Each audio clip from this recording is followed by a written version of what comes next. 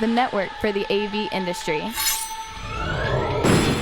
What are you listening to? This is AV. This is AVNation. This is AVNation.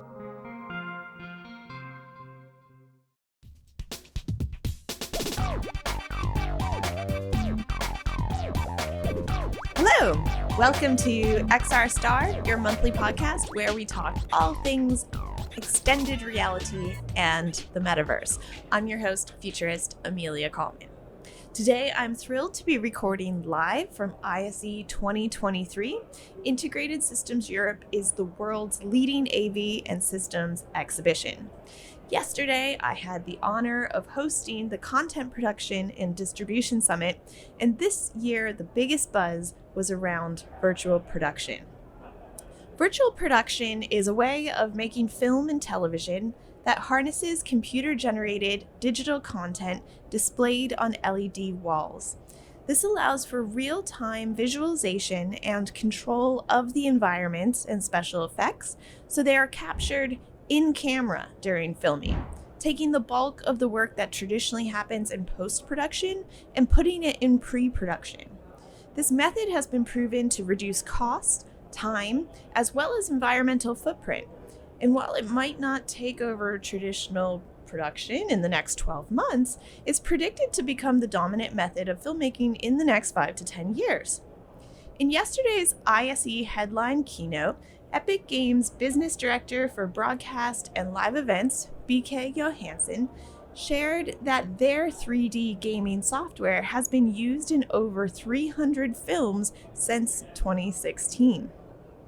In 2021, the virtual production market was already valued at $1.6 billion, and today it's predicted that the industry will grow at a rate of 17.8% annually through 2030. The Disney Plus show, The Mandalorian, was shot entirely using virtual production. Amazon has recently moved into this space, and just last week, my 6-year-old niece introduced me to the Netflix motion capture dance competition, Dance Monsters, where people compete as avatars against each other in front of a live audience, allowing dancers to be judged purely on their talent, eliminating any potential viewer bias or discrimination. Just this month, Sony, along with the company Virtual Production, as well as the company Studios Difference, have joined forces to create the first virtual production studio in Europe, equipped with Sony Crystal LED technology. To speak with us further about this project, as well as the other innovations Sony is debuting here at ISE 2023, I am thrilled to welcome European Product Manager of Broadcast and Cinematography, Sebasitan Leske. Welcome, Seb. Thank you, and thanks for inviting us, especially me. Yeah, it's a pleasure. We're here today at the Influencers Lounge at ISE 2023. Yes. It's very cool. It's nice to have film this year too, which is great. So to begin, could you share a bit about your background and how you got into this industry and what you do today? Sure. So I joined, I'm an engineer, so I'm a technology engineer, and I joined Sony as a product manager more than 10 years ago and have been responsibility for displays and professional monitors. So during that time, I introduced our monitors, also new technologies for the broadcast industry. And then I moved more into the cameras. So firsthand, more the broadcast cameras, so which will be used for news, and then more and more into the cinema domain. So, and here especially I also worked in Japan with the team creating this and planning these cameras. And then, with the introduction of the Venice 2, and now with the virtual production, I'm heading the product management for the high-end cinema, but also for the virtual production, because virtual production is not only a camera, it's not only an LED screen, it's a solution. And at Sony, because we are producing several items for this solution, we said, okay, let's form a team to bring this solution to our customers. So, and here we are. Yeah, very cool. I explained a little bit in the beginning about what virtual production is, how I would explain it, but wondering how you would explain it to somebody who's never heard of it before. And the question is because virtual production these days we are talking a lot about in-camera VFX. We are talking about XR stages, virtual production, and sometimes it's a mix-up. So because virtual production is combining everything. So we have in-camera VFX, but we have also the extended realities, which are under the umbrella of virtual production, as said. But if I need to explain to someone who has not such a background, who said, okay, virtual production, what is this? Then first of all, the easiest thing is seeing is believing. So he needs to see it. But virtual production is also not something which is just established with the Mandalorian, let's say, where we are using LED screens, because virtual production was used since a long time. Because also when we talking about producing a movie and using a projector in order to project something on a screen, and then an actor is acting in front of this is already virtual production, or the famous green screen, which still be used, or blue screen in the past, or also still today. This is also virtual production, because we are not on location on a real set. We are mixing a set in front of a virtual world afterwards. But nowadays with the LEDs, of course, it's the next chapter. And so when I would describe this to one of my family members who are not in this business, I would say, okay, this means that I'm able to show or fake, let's say, I'm at a certain place I'm not able to be. So, or if I take movies where I'm on a planet, for sure I will not go outside into space, and then I can say, okay, virtual production brings your storytelling into the studio, and when you watch the final movie, you have what you want to achieve. So it's really about not only going on location, but really bringing your visual experience or the visual you want to achieve into your creative mind at the end. And you mentioned XR there too. Yep. Do you differentiate between XR studios and virtual production studios? Are they the same thing? Are they different?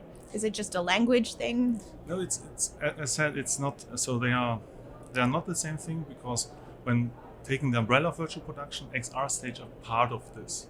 So an XR stage means that we can have a studio where we have a small LED volume in, and then with tools we can use to extend this stage. So that means that my feeling is, oh, they're in a massive studio, but in reality, if I would turn off all the software, I can see, well, this screen they're using is just a couple of meters wide.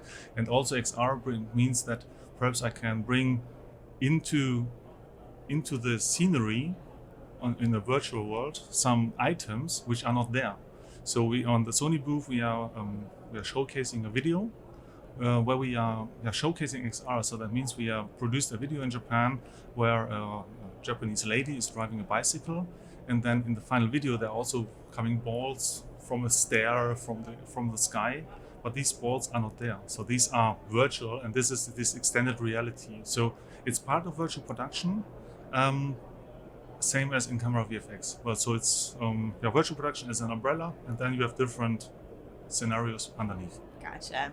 Yeah, I had a really cool experience just recently. I did an interview on, I guess, an XR stage.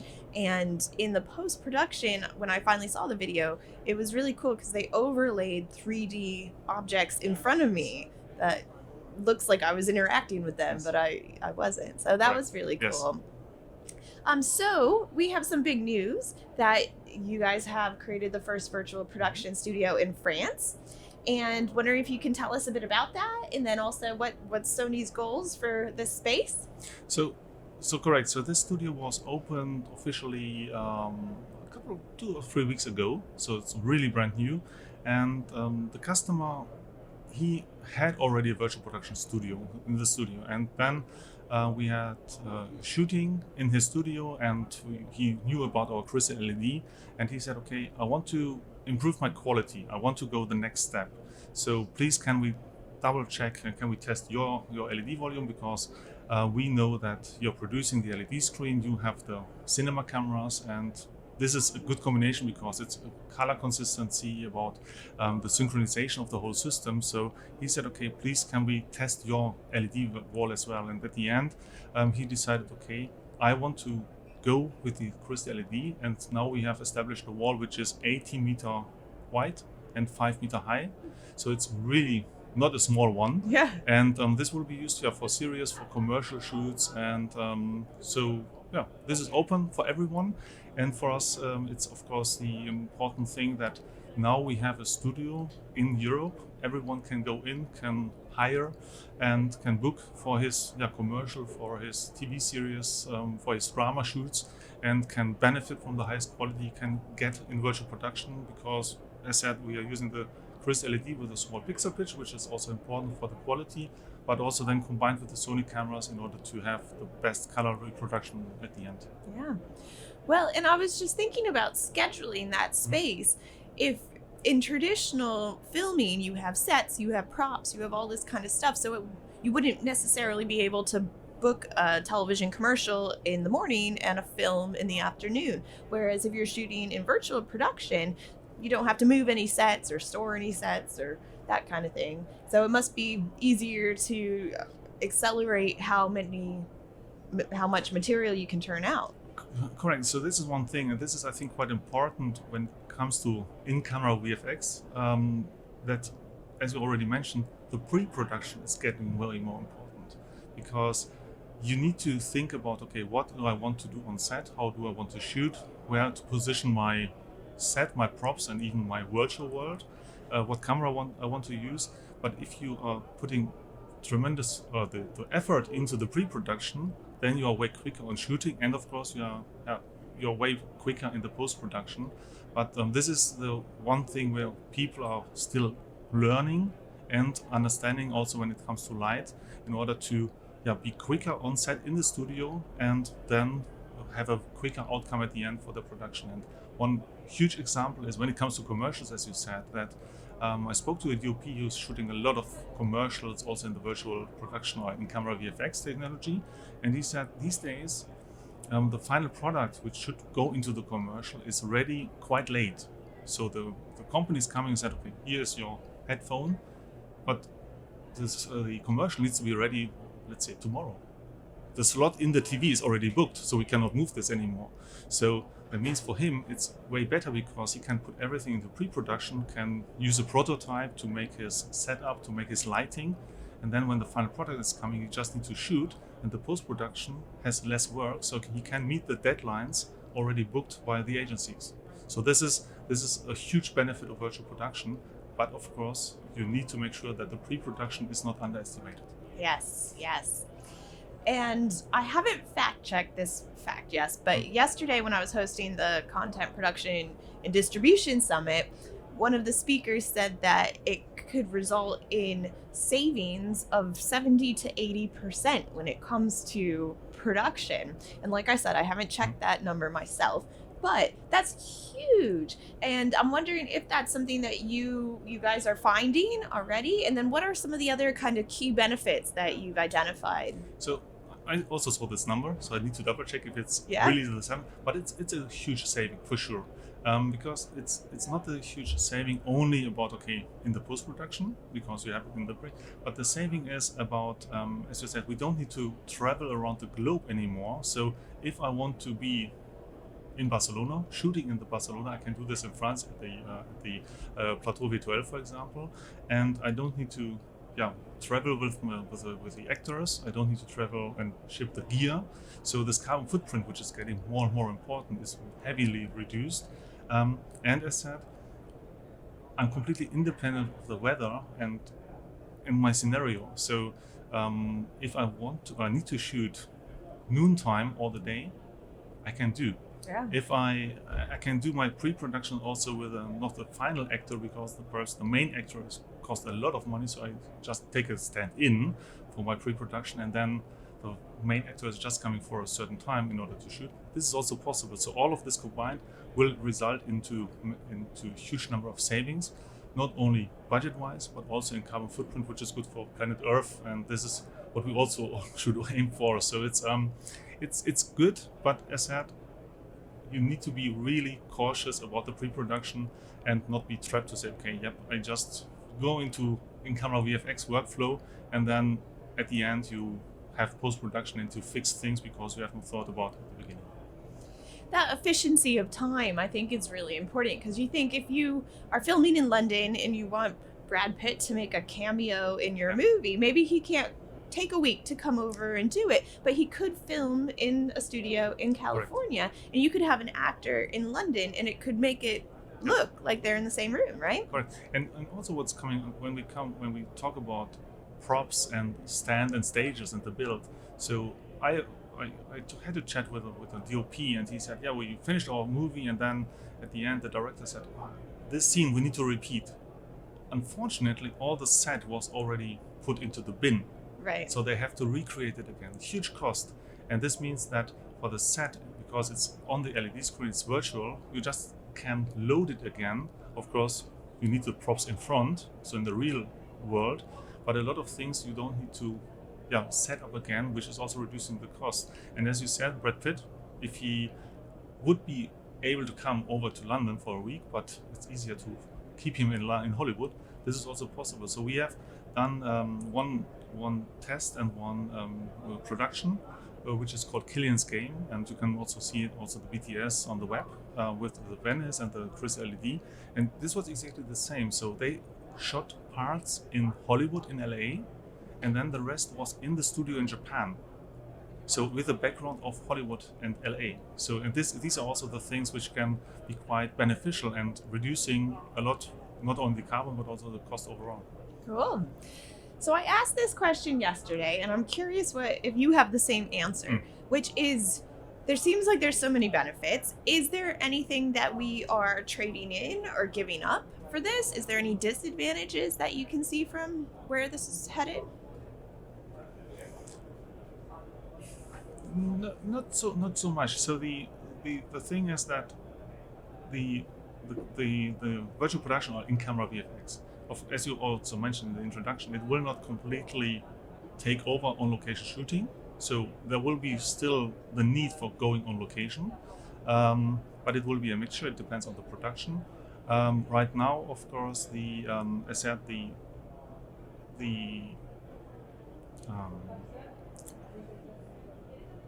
the preparation. This is the thing you need to take care of. So, and this, it's not a disadvantage, but this is something people need to educate and to learn in order to not being trapped at the end. But the trade-off is, of course, you need to be, again, in the post-production, you need to be more accurate, you need to be more precise, and of course you also need to think about lighting, so bringing everything together, because at the beginning I think everyone was saying, okay, I'm using an LED wall because I saw this at Mandalorian, I want to go the same way. And then they started, and then they said, okay, but it does not look like Mandalorian because it's not only an LED wall, it's not only a camera in front, it's not only a tracking system, it's really also about the lighting in order to make the illusion perfect. And this is also something I can see right now, that more and more people looking in, because the whole business looking into in-camera VFX and virtual production is really learning a lot. So the learning curve is massive. And when you talk to customers and DPs and production companies who have shot for virtual production or in-camera VFX 1 year ago, and you will ask them, hey, would you shoot this again like you have done 1 year? They will say, no, because I've learned so much during this year, I will just use my knowledge raise to make it even better or simpler. And does it impact audio and how audio is recorded? So far, I have not heard about this one. I was just curious. It just seems like something that I hadn't thought about before, so I thought I'd ask you. No. Okay. So it depends. Of course, if you have because the LED walls are sometimes curved, so it depends on how much they are curved, and you need to take care that you don't have reflections on the walls. But this is again virtual production or in-camera VFX. You need to think about all the different bits and pieces in order to make it proper. And audio is one thing, but so far I've not heard that there is some massive change in audio and how they will work with the audio. Yeah. So they had the same answer yesterday, was that it was hard to find downsides to this. I think it could be argued that a downside might mean that it puts some people out of work. Wondering what your thoughts is on that. I mean, how have people reacted? I mean, you have actors, you have engineers, producers. Are they enthusiastic about this technology? Resistant? Are their jobs at risk here? Everyone, you're showing virtual production and the possibilities using virtual production or in-camera VFX, to be really specific. When they see it the first time, they are enthusiastic. And especially when they have the green screen experience or even with projectors, they said, okay, I got it and I'm in. Because it gives you the flexibility of using green items. You can use the glass because you can look through. With green screen, this is all not possible. So everyone is really enthusiastic and then thinking about how they can utilize this. Of course, at the moment, a lot of times you're also looking on large screens and large studios. But this is also the thing where we are showing with our solution here at ISE that it does not need to always be a large studio or a huge studio. It can also be mid or even smaller, and you still have, of course, the benefits. And this is in terms of the jobs. You still need a camera assistant. You still need a DIT on set for all the data. You need a data wrangler. You will have your targeting less time in post-production, but of course, even in post-production, they are then involved with the pre-production. So that means that there might be a little bit of shift on the job role, that you are not only doing post, but you also be more involved into pre-production and work with the Unreal artists really close to make this content for the LED screen looks perfect and nice. But it's a huge chance for the whole industry in order to move forward and to produce in a better, nicer way.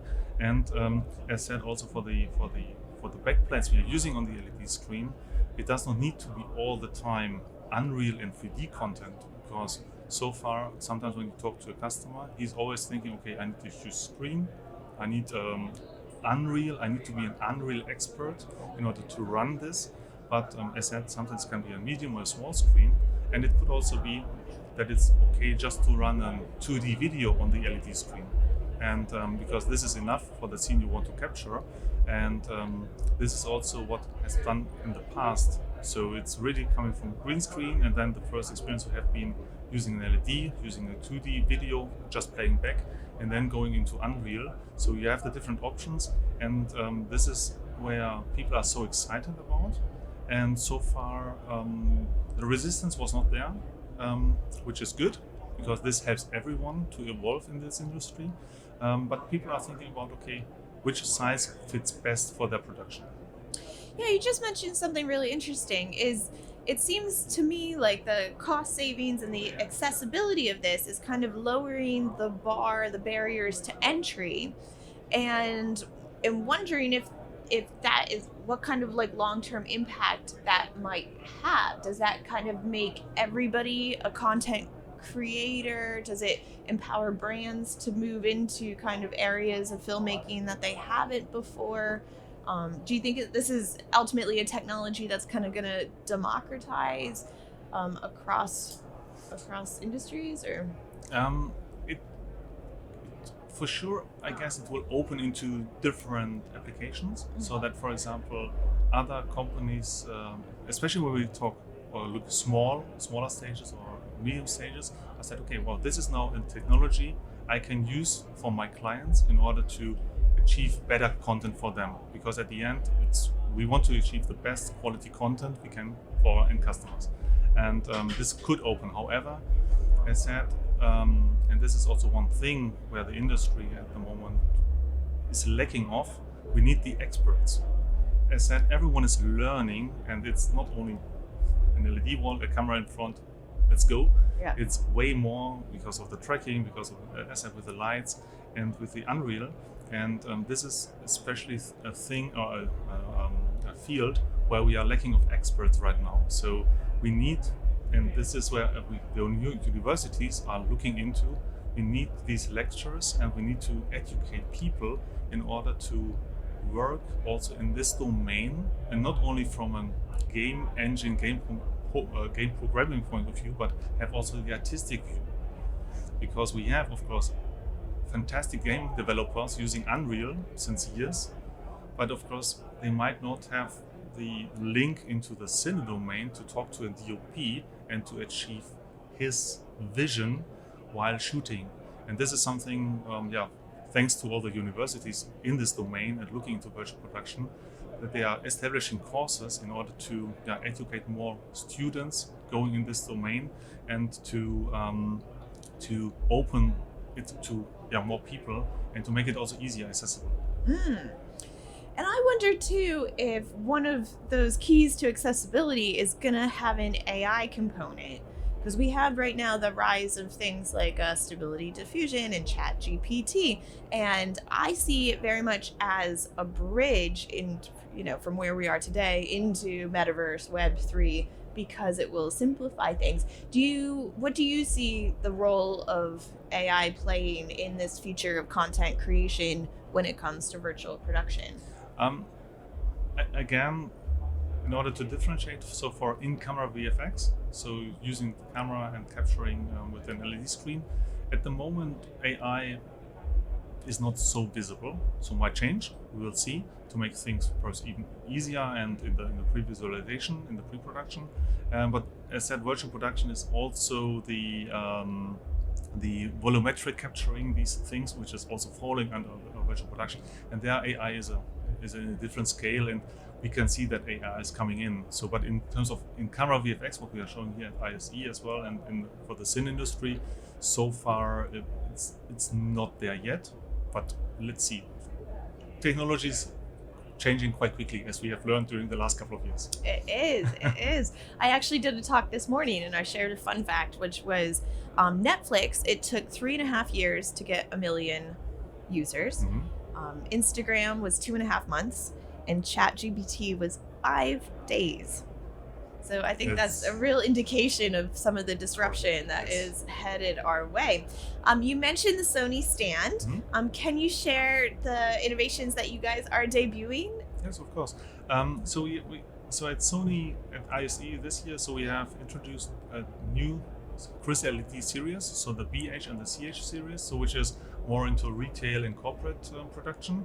Then we have towards AI, so we have introduced 2 sRG pan-tilt zoom cameras, so 4K, and the new feature is that they are able with the AI technology to make auto tracking function. So that means the camera would be over there, we are sitting here, or you are moving around, have a lecture, and the camera with the AI technology is able to track and to zoom in to have the perfect picture of you straight with the AI technology. Then, because we are here at ISE, we are also showcasing our complete Bravia lineup, so professional displays, also here going into retail and education, for example. And one of the key things which is bringing a lot of attention into the booth is the in-camera VFX set, so our virtual production set, where we are showing in a really small footprint, and it's 25-30 square meter max, how you can benefit. And the interesting thing is about this one, it's eye-catching. So we have 2 scenes, so you will see me dressing a little beach scene, and then we can switch within a minute into a forest scene in order to say, okay, hey, this product is perfect to be used on the beach or at a camping site when you be on holiday. And then we can also show how everything is changing with the light and the complete look and feel. And this is one thing which is also a key highlight at this ISE. And are you seeing things like content libraries developing? So if I come to the virtual production studio in France, is it in Paris or is Paris, it yes. Paris? Yeah. And I have an idea, would there potentially be, if I wanted to shoot, on the streets of Paris, virtually on the streets of Paris or virtually on the streets of New York, is there a library of material 3D assets that I would be able to maybe choose from or lease? Is there a kind of model like that? There are more and more companies who are looking into this business model. So there are still production companies who are shooting themselves. And this is also one important thing, it's the quality of the backdrops. This needs to be really good, high resolution, because in Paris in the studio we're talking about almost 11K resolution. So you need a backdrop which is fitting this resolution and this quality. So this means that for us, being also a camera manufacturer, we can also shoot with our cameras in order to deliver this quality also from the color point of view. But no, there are more and more companies establishing and having this business model in mind. So from the UK, in the Nordics, also I think in Paris, we're saying, okay, we see the demand of plates coming, and then they drive through the cities, capturing the streets, and then you can lease or purchase from them. There are other companies who are looking on creating Unreal content for virtual production, and also Sony PCL, which is a sister company of Sony in Japan. They are also opening right now a library of backdrops which you can purchase from them in order to use for your production. It's a nice business model, and we can see it more and more. Yeah. But again, also here, as said, quality is king, because otherwise you would see it in the final image, and then if it's not good enough, you have the issue in the post-production afterwards again. That's a really good point. And speaking of quality, do you have any examples of high quality virtual production that you've seen that you can share? As I said, so for the Paris studio, for example, so they just opened, so they have shot some commercials, and I think right now there is a TV series which is unfortunately all under ADA. But everyone, I think, knows Mandalorian for sure, because this was the starting point.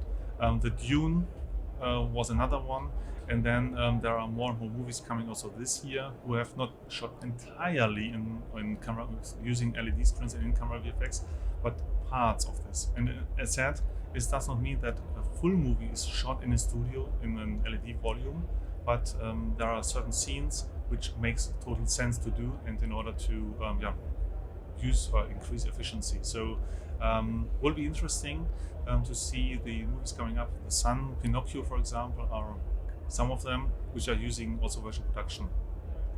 So it's interesting because virtual production is using a gaming engine to produce the content, and kind of wondering how that plays into the metaverse, because gaming engines are also used to develop 3D immersive social persistent gaming environments or social environments. Is things shot in virtual production going to be able to be then put back into metaverse gaming environments? What do you think that relationship's going to look like? This is the more volumetric capturing, which is part of virtual production. So in our case, I think in camera VFX, it's not so linked. But this is also one thing which is taking place not only in the metaverse, but in camera VFX productions already. So we have customers who said, okay, I have my scene in the stage or on the stage afterwards. I have this stone, so the real stone, but I would also like to have this stone in different sizes and forms also in the virtual world. So they are doing a volumetric capturing of the stone and then bringing this into the virtual world. So it's happening also there. In terms of metaverse, we need to see. Yeah, cool. I'll take that. So zooming out for a minute, I want to look at the bigger picture of the industry, where it's all going, the technology. If you had to say what your biggest fear for the future of this technology and industry is, and then also what would your biggest hope be? So the biggest fear is that, of course, people are not taking so much care about the different items and just say, okay, because of the, let's call it buzzword right now, virtual production, okay, I can do this, it's easy, and then just making mistakes because they don't put so much attention on the pre-production, which is pretty essential, and then that they are trapped, and at the end they don't see the benefit anymore, moving away. So this is perhaps my biggest fear. But again, here with the university, and still the people are so encouraged to learn more and really increase their knowledge, and we can see training courses also from production and studios offering to really train and to try to not let people be trapped. This is then also my biggest hope, so that at the end also the people are looking more into making more studies, are talking to all the experts who have a lot of experience during the last 1.5, 2 years, or even earlier, as said, because using a projector was also virtual production or in-camera VFX. So Oblivion, a couple of years old, is also in-camera VFX. And then, of course, also looking into that how they can benefit, even if it's just a scene or in a smaller scenario. So this is really the hope, to say, okay, we can get people understanding the benefits, not only looking on the bigger studios, on the really, really large stages, but also bring it down into the smaller stages to utilize the benefits of in-camera VFX. And of course, the hope that a lot of next generation DOPs, Unreal artists are in this and get a good education at the university in order to bring this topic forward. Awesome. Thank you. Thank you for sharing that. And finally, if listeners want to get in touch or get involved or come to the studio, what's the best way for them to get in touch with you? Standard ways, the webpage, so Pro Sony, and then we have a virtual production subpage. And in this virtual production subpage, we are discussing all the different topics. So the LED screen, the cameras, and color consistency, one important thing, because otherwise, again, post-production is getting messy. And social, LinkedIn, Sony Cine Alta on Instagram. So there are all the different ways to get in touch with Sony Europe or Sony Cine Alta, because it's a Cine domain. Twitter as well, Sony Cine Alta. So there are many ways to get in touch. Webpage, Insta, Twitter, and LinkedIn. Cool. Yes. and my final question, what does Yes. the rest of ISE look like for you? In one word, busy. No, it will be really busy. So we are second day at ISE, so 2.5 days more to go. And as said, the interest of our little booth is so huge, and I don't think I have the chance to look around to see what else is going on at ISE. But I'm more than happy to welcome everyone on the booth in order to show it and to show and discuss with them the benefits. And as said, with the combo camera and LED screen and the possibilities, it's just amazing. And Absolutely. Yes. No, it's definitely worth seeing and checking out. And also that pace yourself, I think, is probably the best advice when it comes to ISE. Well, thank you so much, Seb. It's been a pleasure to speak to you and lovely to do this here in person. And thank you all so much for listening and watching wherever you are. Do stay tuned for next month. I think I have a very special guest in store for you. So take care.